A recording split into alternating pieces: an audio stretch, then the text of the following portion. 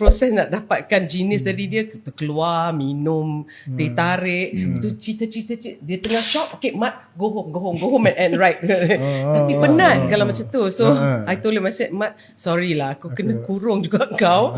Hari-hari aku hantar makanan, hari-hari aku check.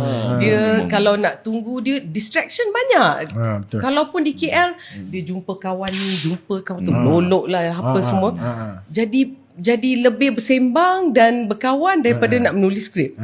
So I said, sorry, time I hantar you makanan, I'm gonna check apa progress you hari ni. So makanan macam dalam prison juga.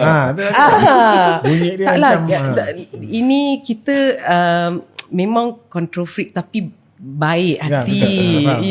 Ada cara, I mean I get what I want, tapi dengan cara lembut lah, baik, jaga. So anyway, Mamat masa tu prolific sangat. It really worked. So I said, every script kau kena kurung. Sorry lah, ini aku dah jumpa dah magic dia.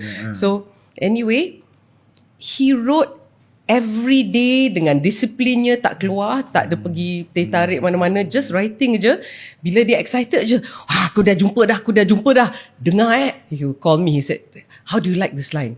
Belayar, berbelok-belok apa semua dia bagilah aku. I said, yes, that's it. So dia tengah shock, kita pun shock. So write it down, seal it, please save it.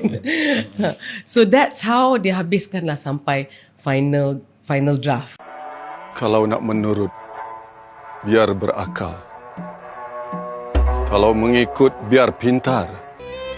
Jika patah sayap Raja Wali, bertongkat jua ganda kemari.